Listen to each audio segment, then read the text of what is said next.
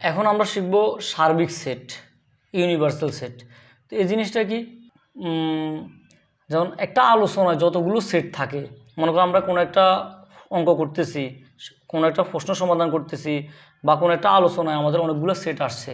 তো সেটা একটা ধরো উপাদান হচ্ছে 1 2, আচ্ছা এটার নাম দিলাম এ, বি দিলাম মনে করো 2 3, তারপরে সি দিলাম মনে করো এই যে 4 5। এরকম আমাদের কাছে মনে করো আমরা এই 3টা সেট নিয়ে আলোচনা করতেছি। আমাদের আলোচনার অংশ হচ্ছে কয়টা সেট, এই 3টা সেট। আমরা কোনো একটা কাজ করতেছি, কাজের প্রয়োজনে আমাদের প্রয়োজন পড়তেছে এই 3টা সেট। আমরা সবসময় এই 3টা সেট নিয়ে কাজ করতেছি। তো কাজ করার সময় আমরা যে এই 3টা সেট কিন্তু আমি যদি এখানে একটা সেট কল্পনা করি, বাস একটা সেট যদি নিই 1 2 3 4 5 6, আমরা দেখতেছি এই 3টা সেট কিন্তু এই সেটের উপসেট। কথা সত্য না? এই যে এখান থেকে 1 2 নিয়ে সেট, এখান থেকে 2 3 নিয়ে আরেকটা সেট, এখানে থেকে 4 5 নিয়ে আরেকটা সেট। তাহলে আলোচনাধীন যে সেটগুলো, সেই সেটগুলো যেই সেটের উপসেট, এই সেটের উপসেট না, সেই সেটকে বলা হবে ইউনিভার্সাল সেট বা সার্বিক সেট। এখন আমরা সাপেক্ষ হিসাব করলে মানে এই 3টা সেট কার উপসেট? এই 3টা সেটই হচ্ছে আমাদের এই যে এই সেটের উপসেট না, তাহলে এই সেটকে বলা হবে আমাদের সার্বিক সেট। তার মানে আলোচনায় যে সেটগুলো থাকবে, 3টা থাকতে পারে, 5টাও থাকতে পারে, যতগুলো সেট থাকবে আলোচনার মধ্যে, যতগুলো সেট থাকবে বা আলোচনাধীন সকল সেট, যে বিশেষ সেটের উপসেট তাকে বলা হবে আমাদের সার্বিক সেট।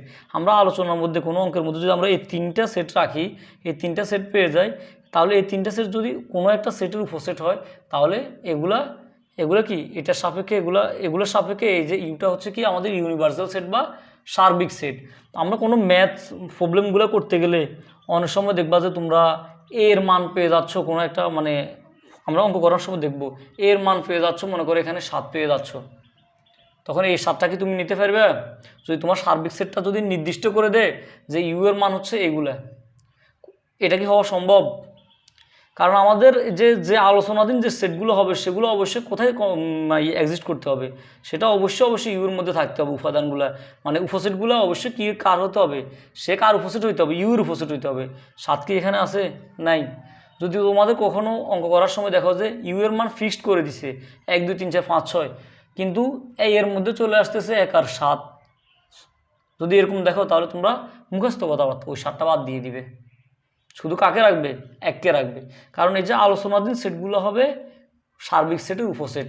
তাহলে তোমাদের যদি ডেফিনেশন আসে বলবা যে আলোচনাধীন সকল সেট যেই সেটের উপসেট তাকে বলা হবে সার্বিক সেট। এটা হচ্ছে আমাদের ইউ দ্বারা প্রকাশ করা হয় ইউনিভার্সাল সেট। আচ্ছা, এবার আমরা শিখবো যে কমপ্লিমেন্ট মানে হচ্ছে পূরক সেট। আচ্ছা, তো পূরক সেট নিয়ে আমরা একটু কথা বলি। এই যে পূরক সেট, এটাকে প্রকাশ করার পদ্ধতিটা একটু বলে নিই। এটাকে এসি দিয়ে প্রকাশ করা হয়। এসি মানে হচ্ছে এ সেটের পূরক সেট। আচ্ছা, আমরা এখান থেকে একটু চিন্তা করব, তাহলে জিনিসটা আরও সহজ হয়ে যাবে। এই যে এখানে যদি এসি হয় তাহলে বুঝবা যে এটা কি বলো, এ কমপ্লিমেন্ট মানে কি এর পূরক সেট। এটাকে এভাবে প্রকাশ না করে অনেক সময়, অধিকাংশ সময় এ প্রাইম দিয়ে প্রকাশ করা হয়। তাহলে এ প্রাইম মানে বুঝবা কি এর পূরক সেট। আচ্ছা, এর পূরক সেটটা আমি একটু বুঝাই বলি। এর পূরক সেটটা হচ্ছে ওই যে সার্বিক সেট থেকে এ সেটের উপাদান বহির্ভূত যত উপাদান আছে সেগুলো হচ্ছে আমাদের এর পূরক সেট। যেমন আমি যদি এর পূরক সেটটা বের করি, এসি দিতে পারো, এ প্রাইম দিতে পারো, সেটা বড় কথা না। আচ্ছা, এই যে এর পূরক সেটটা কী হবে? এ সেটের উপাদান ব্যতীত সার্বিক সেটের মধ্যে যা আছে সেটাই হচ্ছে তার কি কমপ্লিমেন্ট পূরক সেট। এই যে এ সেটের উপাদান কত? 1। এই 1 ব্যতীত আর এখানে কত আছে? 2 3 4 5 6, এগুলো হচ্ছে এর উপসেট। সেম বি এর উপসেট, বি এর কমপ্লিমেন্ট পূরক সেটটা কী হবে? এই যে 2 3 বাদ দিলে, 2 আর 3 বাদ দিলে যা আছে, অর্থাৎ কত আছে? 1 4 5 6। এই যে এগুলো হচ্ছে আমাদের বি এর কি কমপ্লিমেন্ট বা বি এর পূরক সেট। তার মানে কোনো সেটের উপাদান বহির্ভূত যে সকল উপাদানটা সার্বিক সেটের মধ্যে এক্সিস্ট করে, সার্বিক সেটের মধ্যে থাকে, সেগুলো হচ্ছে আমাদের ওই সেটের কি পূরক সেট। তাহলে এই যে 4 5, এই 4 5 বহির্ভূত আর যা আছে 1 2 3 6, এগুলো হচ্ছে সি এর কমপ্লিমেন্ট বা সি এর পূরক সেট। আচ্ছা, তো এটাকে এভাবে প্রকাশ করা হয়। আমি এখানে এসিকে এভাবে লিখতে পারতাম। এই যে এসি মানে, তার মানে এসি মানে দাঁড়াচ্ছে কি? এসি মানে ইউ মাইনাস এ। ইউ থেকে সার্বিক সেট থেকে এ বাদ দিয়ে দিলে যেগুলো থাকবে এগুলো হচ্ছে আমাদের এসি। তাহলে তোমাদের যদি থাকে বি প্রাইম, তুমি বুঝবা যে ইউ মাইনাস বি সার্বিক সেট থেকে বি সেট বহির্ভূত, বি সেটকে বাদ দিয়ে দিলে যে মানগুলো থাকবে সেগুলো হচ্ছে তার কমপ্লিমেন্ট সেট বা পূরক সেট। আচ্ছা, এবার আমাদের আছে কি ইউনিয়ন। আচ্ছা, ইউনিয়ন বোঝার আগে আমরা বলছিলাম যে এগুলোকে ব্যান্ড ডায়াগ্রামটা একটু ক্লিয়ার করার জন্য এগুলোকে ব্যান্ড ডায়াগ্রামে দেখানোটা উচিত। এই যে এটা একটা ব্যান্ড ডায়াগ্রাম, এখানে ইউ মানে ইউনিভার্সাল সেট, এখানে যা কিছু আছে সবগুলোর মান হচ্ছে কত ইউ। এখন আমি যদি এই যে এটা মনে করো এ সেট, এটা মনে করো কি এ সেট, তাহলে এই যে এসি কোনটা, এসি এটা না, কেন এসি এটা আমি বুঝাই বলি। এই যে এই পুরোটা হচ্ছে আমাদের ইউ, টোটাল যা কিছু আছে সবগুলো হচ্ছে আমাদের সার্বিক সেট, কেন আয়তক্ষেত্রটার কথা বলছি। আর এ সেটটা হচ্ছে এটার বৃত্তের মধ্যে যা আছে সবগুলো হচ্ছে এ সেটের উপাদান। এখন এই যে এই সেটের উপাদানটা বাদ দিলে আর বাকি এই যে খালি জায়গাটা, সেই জায়গাটা হবে এসি। কারণ এসিটা কি, এসিটা হচ্ছে ইউ থেকে এটাকে বাদ দিয়ে দিলে, ইউ থেকে একে বাদ দিয়ে দিলে যা থাকে সেটা হচ্ছে এসি, মানে ওই যে এ বহির্ভূত সেট। এখানে যতগুলো মান আছে সবগুলো কার মান, ইউ এর মান। যখন তুমি এখান থেকে ইউ থেকে এই যে এ মানগুলোকে আলাদা করে দিছি, এর ভিতরে যা আছে সেগুলো আলাদা করে দিছি না, এর বাইরে যেগুলো আছে সবগুলো হচ্ছে আমাদের এসি। এসিটা হচ্ছে এ কমপ্লিমেন্টটা হচ্ছে ইউ এর যে সকল মান তাদের মধ্যে থেকে এ ছাড়া যেগুলো আছে ওইগুলো। তাহলে এই যে এ বৃত্ত দিয়ে একে আলাদা করে দিছি আর বাকিটা হচ্ছে ইউ বাদ এ, সেটা হচ্ছে আমাদের এসি। এখন তুমি যদি এবার চিন্তা করতে চাও যে এই যে এখানে আছে মনে করো যে 1 2 3 মনে করো 4 এরকম আছে। এই যে এর মধ্যে আছে মনে করো 5, তারপর আছে মনে করো 6। তাহলে তোমাকে যদি এখানে বলে ইউটা কত, তুমি দেখতেছো ইউ কত 1 2, তারপরে 1 2 4, 1 2 3, তারপর কত আছে 4 5 6, ঠিক আছে না। ইউ মানে হচ্ছে সবগুলো। আর এ মানে কত, এ মানে হচ্ছে এই যে এগুলা 5 আর 6। তাহলে এই যে এসি বা এ প্রাইম জিনিসটা কি হবে, এই যে এ বাদ দিয়ে আজ যেগুলো আছে 1 2 4 3, 1 2 4 3 মানে হচ্ছে 3 4, ঠিক আছে না। উদাহরণ দিয়ে বললে এভাবে। তাহলে আমরা আশা করি যে আমাদের এটা কি ছিল, পূরক সেট ছিল, পূরক সেটের ব্যাপারটা ক্লিয়ার, ঠিক আছে না। এখন আমরা দেখব আমাদের ইউনিয়ন, সংযোগ সেট, বাংলাতে বলা হবে কি সংযোগ সেট, ইউনিয়ন। তো ইউনিয়নকে প্রকাশ করা হয় এভাবে দিয়ে, প্রকাশ করার পদ্ধতিটা দেখো, A union B, A union B. এই যে ইউ এর মতো তোমরা বইতে দেখবা ইউ সার্বিক সেট, আর এই ইউটা তোমরা গোলাই ফেলবা। আমি তোমাদেরকে একটু বলে দিই, এই যে যখন ইউনিয়ন হয় তখন দেখবা যে একদম সোজা থাকে, আর যখন ইউ হয় তোমাদের বইতে দেখবা তোমরা এরকম করে থাকবে। তাহলে এই জিনিসটা দিয়ে তোমরা ক্লিয়ার হবে যে কোনটা ইউ আর কোনটা ইউনিয়ন। আচ্ছা, তো এই যে ইউনিয়ন মানে হচ্ছে সংযোগ সেট। এই সেটটা কেমন, এই সেটটা ব্যান্ড ডায়াগ্রাম দিয়ে বুঝলে আমরা একদিকে ব্যান্ড ডায়াগ্রামটাও শিখতেছি আর একদিকে আমরা মূল জিনিসটা বুঝতেছি। ইউনিয়ন বা সংযোগ সেট হচ্ছে দুই বা ততোধিক সেটের সকল উপাদান নিয়ে গঠিত সেটটা হচ্ছে কি সংযোগ সেট। যেমন আমি একটা উদাহরণ দিই, এই যে এ সমান মনে করো আছে 2 3, ঠিক আছে না। আচ্ছা, বি সমান মনে করো আছে এই যে 2, তারপর মনে করো 4 6। এখন এই যে এ ইউনিয়ন বি এটা হবে দুই বা ততোধিক সেট। এখানে দুইটা সেট নিয়ে আলোচনা করছি, ততোধিক করি নাই, 3 4গুলো ততোধিক, আমরা এগুলো নিয়ে বলি নাই। আমরা দেখো দুইটি সেটের মধ্যে আমরা কি করব, সংযোগ সেট বা ইউনিয়ন বের করব। কীভাবে, সেটা হচ্ছে আমরা ডেফিনেশন কি বলছি, ডেফিনেশন বলছি দুই বা ততোধিক সেটের সকল উপাদান নিয়ে গঠিত সেট। এখানে সকল উপাদান বলতে কি কি আছে, 2 3 4 6, এর বাইরে কিছু আছে 2 3 4 6, আর কিছু আছে, আর কিছু তো নাই, ঠিক আছে না। তাহলে এই সবগুলো উপাদান নিয়ে যে সেট হবে সেটা হবে এ আর বি এর সংযোগ সেট। এ এবং বি দুইটা সেটের সবগুলো উপাদান নিয়ে গঠিত সেটটা হচ্ছে তার সংযোগ সেট, এ ইউনিয়ন বি। আচ্ছা, তো এটাকে ব্যান্ড ডায়াগ্রামে আমরা একটু দেখাই, এই জিনিসটাকে দেখাই ব্যান্ড ডায়াগ্রামে দেখাইলে এই যে এটা। আচ্ছা, এই যে এর মধ্যে আছে কত 2 3, এর মধ্যে আছে কত 2 আর 3। আমরা দেখতেছি যে এই যে 2 আছে না, 2টা কিন্তু কমন, 2 আমাদের কি কমন।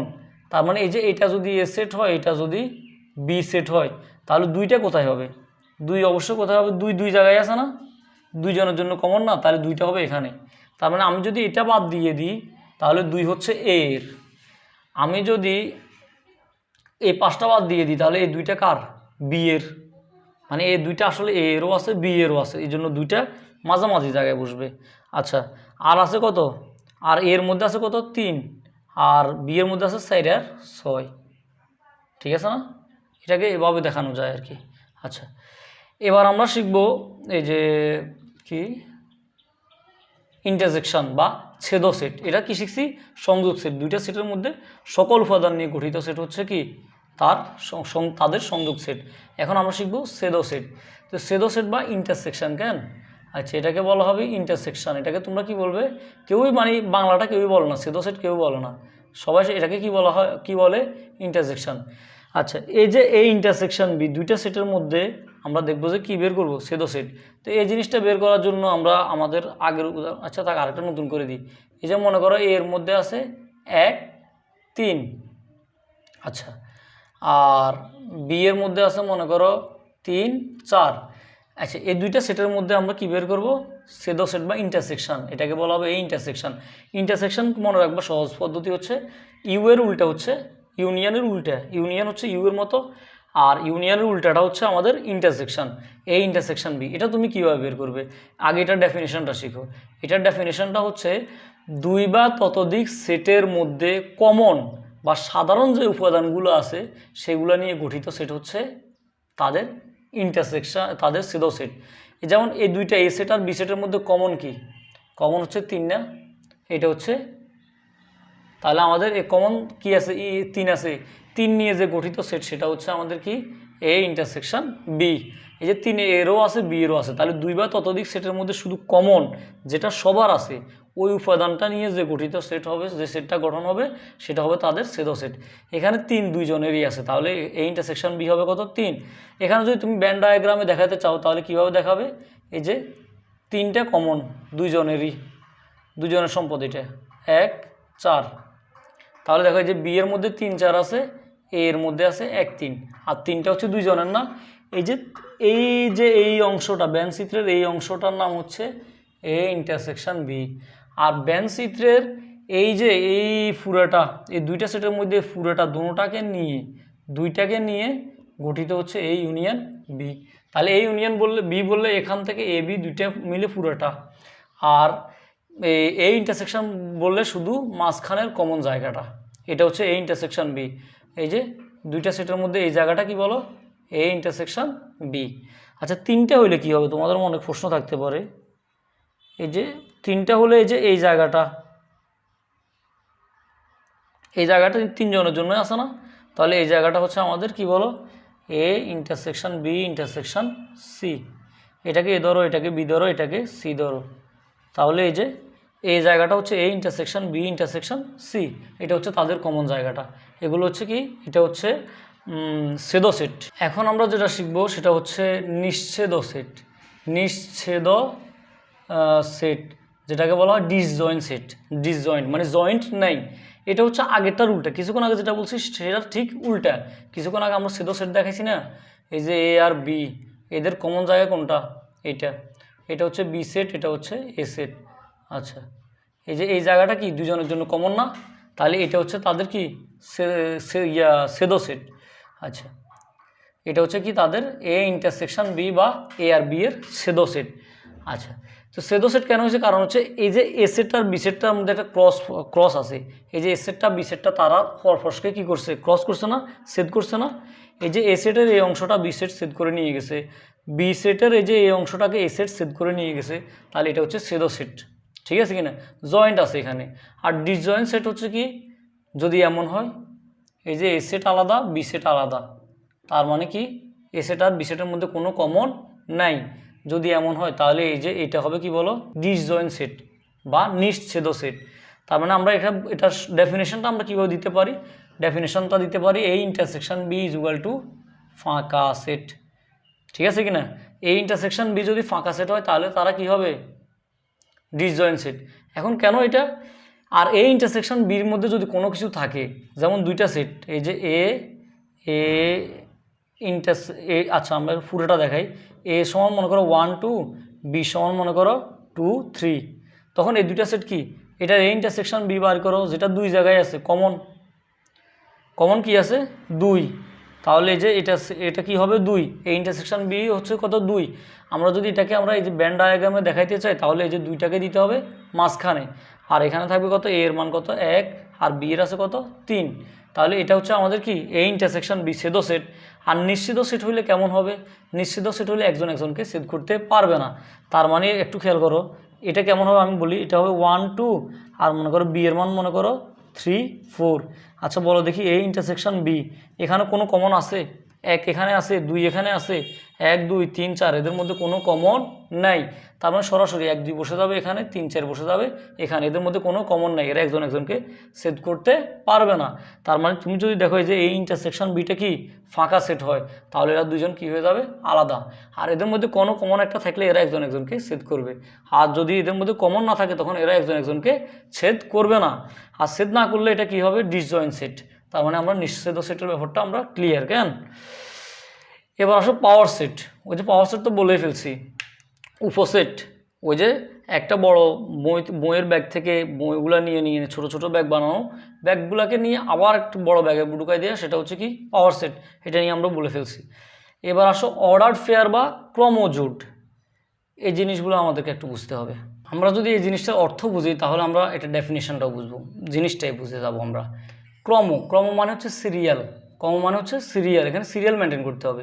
1-এর পরে কত হবে 2। তোমার রুল লংয়ের ক্ষেত্রে খেয়াল করো, আমরা বলি না ক্রমিক নং, রুল লংকে আমরা ক্রমিক বলি না, কেন বলি সিরিয়ালি। 1-এর পরে 2, এখানে সিরিয়ালটা মেনটেন করার কথা। 2-এর পরে কত 3 হয় না রুল লং কি এলোমেলো হয়? হয় না।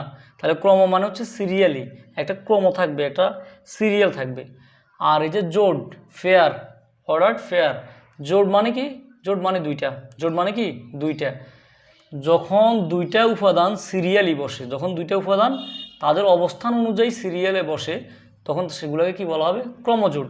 যেমন তোমার ক্লাসে মনে করো এই যে এনি আর হচ্ছে মনে করো আরেকজন নিলাম, আমরা দুইটা নিব, জোট নিব। এনি আর মনে করো কামাল, এনি আর কামালের এই যে যদি রোল লং হিসাব করি তো এনি রোল লং মনে করো 1 হয়েছে, এনি রোল লং হয়েছে 1, কামালের রোল লং হয়েছে কত 2। বুঝছো কিনা? তাহলে এটা হয় আমাদের অর্ডার ফেয়ার বা ক্রমজোট। এখানে কিন্তু আমি বলে দিছি যে এনি রোল লং 1, কামালের রোল লং 2, এবার সিরিয়াল আসছে, এটা কিন্তু 2 1 হবে না। 2 1 হইলে কি হয়ে যাবে? 2 1 হইলে এটা হয়ে যাবে এনি রোল লং আর 1 থাকবে না। তাহলে সিরিয়ালি বসানো, ক্রমিকভাবে বসানো আর জোড়া, এক জোড়া জিনিস যখন দুইটা উপাদান যখন তাদের ক্রম অনুযায়ী সিরিয়ালি বা ক্রম অনুযায়ী বসে তখন তাদেরকে কি বলা হবে ক্রমজোট বলা হবে। এরকম দুইটা উপাদান যদি এভাবে বসে, মনে করো আমার কাছে দুইটা আপেল আছে, একটার ওজন হচ্ছে 20 গ্রাম, একটার ওজন হচ্ছে 10 গ্রাম। তো 20 গ্রামটা আমি সিস্টেম করলাম যে 20 গ্রামটা বড়টা আগে বসবে, 10 গ্রামটা পরে বসবে। তাহলে যে 20 গ্রাম এটা হচ্ছে কত 10 গ্রাম। এই যে এরা হচ্ছে ক্রমজোট, মানে যেটা বড় এটা সিরিয়ালি ফার্স্টে বসবে, যেটা ছোট এটা পরে বসবে। এটা সিরিয়ালটা আমার উপর নির্ভর করে, আমি কিভাবে সিরিয়াল করব। আমি কি ছোট আগে রাখবো না বড় আগে রাখবো, সিরিয়ালটা কিন্তু ডিপেন্ড করে আমার উপরে, ক্রমটা আমার উপরে ডিপেন্ড করে। তো আমি চাচ্ছিলাম যে বড়টা আগে বসবে, ছোটোটা পরে বসবে। তার মানে আমি দেখলে বুঝে যাবো যে এখন এটা হচ্ছে 20 গ্রাম, এটা হচ্ছে আমাদের 10 গ্রাম। তাহলে দুইটা উপাদান নিয়ে যে জোট গঠিত হয় সেটাই ক্রমজোট। তবে কথা হচ্ছে তাদের ক্রমটা ঠিক থাকবে, কে আগে বসবে কে পরে বসবে, যে তাদের একটা অবস্থান অনুযায়ী বসবে, তখন এই জোটটাগুলোকে বলা হবে কি ক্রমজোট। আশা করি ক্রমজোটের ব্যাপারটা ক্লিয়ার।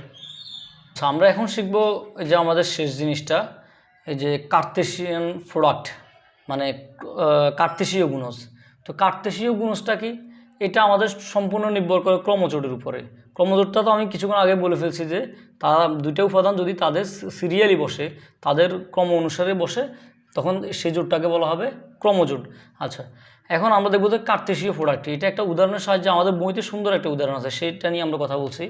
মনে করো তুমি তোমার ওয়ালের কিন্তু দুইটা পাশ থাকে, বিল্ডিংয়ের ওয়ালের দুইটা পাশ, এই যে ভিতরে একটা অংশ থাকে, ওই যে ওয়ালের মনে করো যে এরকম আর কি, ওয়ালের বাইরে একটা অংশ থাকে, ভিতরে একটা অংশ থাকে না? তো দুইটাতে দুই রকম কালার করতে চাচ্ছ। তো তুমি মনে করো ভিতরে তুমি অপশান রাখছো দুইটা, ভিতরে হয়তো কী করবে লাল করবে অথবা ইয়েলো হলুদ রং করবে। ভিতরের কালারের জন্য তুমি এই দুইটা রং চয়েস করছো, আর বাইরের কালারের জন্য এই যে এটা হচ্ছে আমাদের ইন্টারনাল, আর এই যে এক্সটার্নাল কালারের জন্য তুমি রাখছো মনে করো এই যে হোয়াইট আর মনে করো ব্লু, হোয়াইট আর ব্লু। তাহলে আমাদের ইন্টারনাল কালারের জন্য আমি রাখছি, আমার ভিতরে রং করার জন্য লাল আর হলুদ রাখছি, আর এক্সটার্নাল কালারের জন্য আমি রাখলাম কি আমাদের সাদা আর নীল রাখছি। ওই দুইটা অপশান রাখছি। এখন তুমি এটাকে ক্রমজোড় আকারে প্রকাশ করলে কীভাবে করতে পারো, এই যে এমন হতে পারে ভিতরে দিলা লাল বাইরে দিলা সাদা। আচ্ছা, এমন হতে পারে ভিতরে দিলা লাল বাইরে দিলা ব্লু, রেড ব্লু, ভিতরে দিলা ইয়েলো আর বাইরে দিলা মনে করো হোয়াইট সাদা, ভিতরে দিলা ইয়েলো বাইরে দিলা ব্লু। এটাই তো হতে পারে না? এটাই ক্রমজোট, এটাই আমাদের ক্রমজোট না? এখন দেখো এখানে কিন্তু এরা সিরিয়ালি বসছে, ক্রম কিন্তু ঠিক রাখছে। এই যে ভিতরে লাল, এখানে দেখো আর ডাব্লিউ আছে, আর বি আছে, ভিতরে লাল হওয়া যাবে, ভিতরে ইয়েলো, ঠিক আছে না? তাহলে প্রথম দিকেরগুলো কোথায় থাকবে? দিকেরগুলো থাকবে ভিতরের কালার, আর পরেরগুলো দেখলে তুমি বুঝবা কি এগুলো হচ্ছে বাইরের কালার। এখন তুমি যে কোনো একটা চয়েস করতে পারো, মনে করো আমি টাচ করি এটা চয়েস করে নিলাম, এটা চয়েস করলে আমার ভিতরে আসবে কি লাল, হ্যাঁ, আর বাইরে আসবে কি ব্লু। এখন এটা যদি বি আর হইতো তাহলে বেজালটা বাজি যেত না। বি কি প্রথমে আসে নাই তো, বিটা প্রথমে আসে নাই। আচ্ছা, বিটা প্রথমে আসলে তুমি ভিতরে ব্লু করে দিতে, এবং ভিতরে কি ব্লু করার অপশান আছে? ব্লু করার অপশানটা কোথায়? বাইরে। তুমি বাইরের জন্য রাখছো কি বি হোয়াইট আর কি ব্লু, আর ভিতরের জন্য রাখছো রেড আর ইয়েলো, ঠিক আছে না?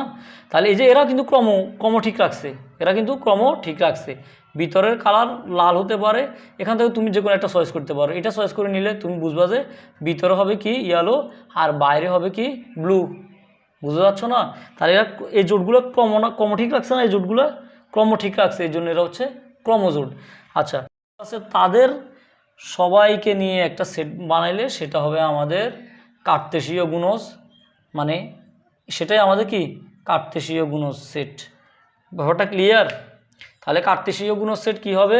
কার্তেশীয় গুণজ সেট হবে ক্রমজোড়ের সেটটা হবে কার্তেশীয় গুণজের সেট। তো আরেকটা কথা বলি, এই যে আছে না, এই যে আই ক্রস ই, এই যে এভাবে প্রকাশ করার পদ্ধতির নাম হচ্ছে তালিকা পদ্ধতি। তুমি চাইলে এটাকে সেট গঠন পদ্ধতিতে প্রকাশ করতে পারো এভাবে। এই যে আমাদের মানগুলো কিভাবে আসে? ক্রমজোড় আকারে আসে না? তার মানে এক্স কমা ওয়াই মানগুলো আসে কিভাবে? ক্রমজোড় আকারে আসে। তাহলে আমি এখানে লিখতে পারি যে X comma Y such that এক্সটা কার মধ্যে থাকবে? অবশ্যই প্রথম উপাদানটা থাকবে ক্রমজোড়ের, এক্স মানে হচ্ছে ক্রমজোড়ের প্রথম উপাদান, সেটা অবশ্যই থাকবে কার মধ্যে? আয়ের মধ্যে। এবং এই যে ওয়াই সেটা কিসের উপাদান? দ্বিতীয় উপাদান, ক্রমজোড়ের দ্বিতীয় উপাদান না? সেটা অবশ্যই কোথায় এক্সিস্ট করবে? এটাকে বলা হয় বিলংস টু বা এলিমেন্টস অফ। কেন বিলংস টু কি? ই, সেটা অবশ্যই কিসের মধ্যে থাকবে? ই এর মধ্যে থাকবে। তুমি এটার সাথে এটা মিলে দেখো, কথা কিন্তু সত্য।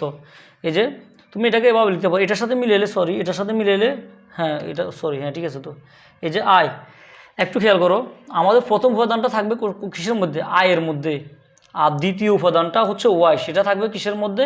ই এর মধ্যে। আমরা কিন্তু দেখতেছি কথা কিন্তু এটাই হয়েছে। এই যে প্রথম উপাদান কি এক্স, প্রথম উপাদানটা কোথায় থাকবে? আয়ের মধ্যে, মানে ইন্টারনাল। এই যে আমাদের ইন্টারনাল কালার কি? রেড আমাদের ইন্টারনাল কালার না?